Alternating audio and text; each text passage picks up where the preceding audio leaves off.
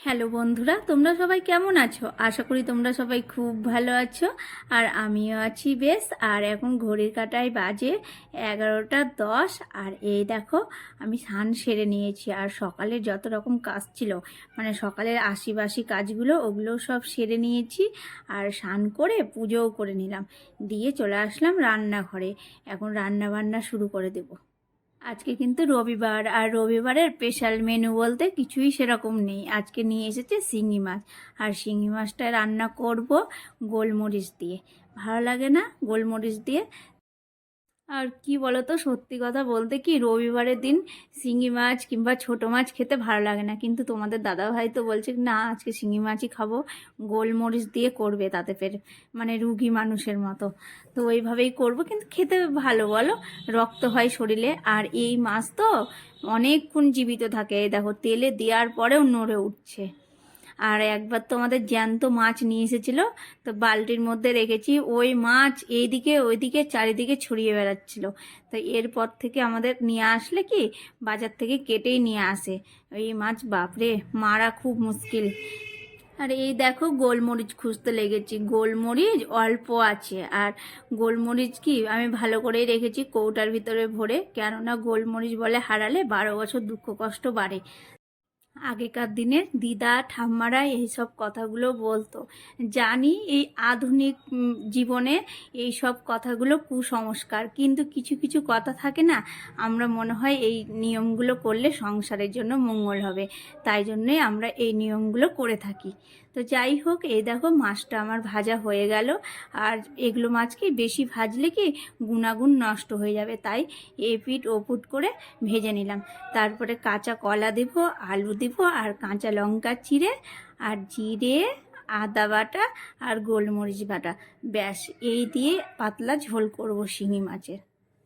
আর আজকে জানো রবিবার, আর এর আগে রবিবার তো আমরা পিকনিক করেছিলাম মাংস ভাত, আর সেই টাকা বেঁচে গেছে 120 টাকা না 30 টাকার মতো। তাই ভাবছি আজকে সন্ধ্যার সময়তে ছোটোখাটো করে পিকনিক করব।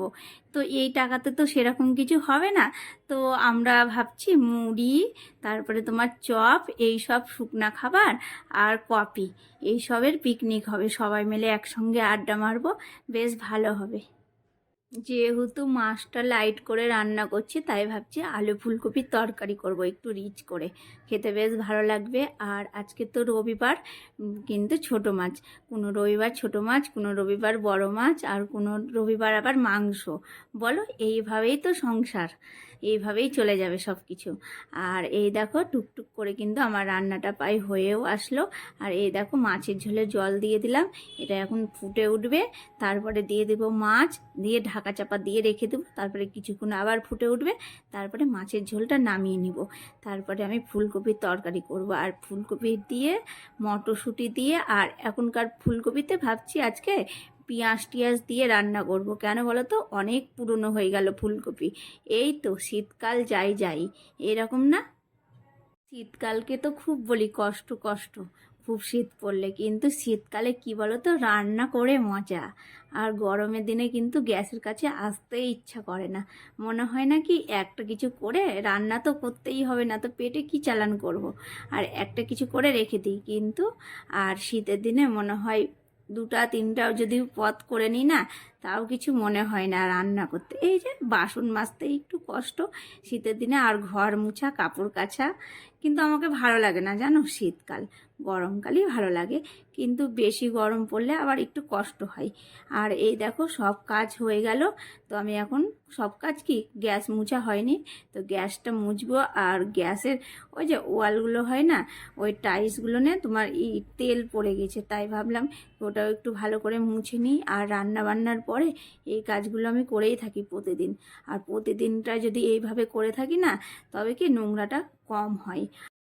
আর এই দেখো, বাসনও ধোয়া হয়ে গেল তোমাদের সঙ্গে গল্প করতে করতে। আর এই দেখো, গ্যাসের ঝিকগুলোও লাগিয়ে দিলাম। আর খাওয়া দাওয়া সেরে এই ঘরে চলে আসলাম।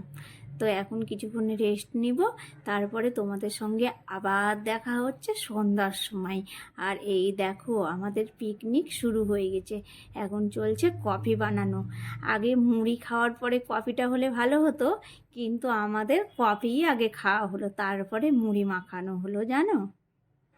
আর পিকনিকের বাজার করা হয়ে গেছে। বাজার বলতে চপ মুড়ি, আর চপ আনতে যার দোকানে গেলাম না, সেই দোকানটা আজকে বসেনি।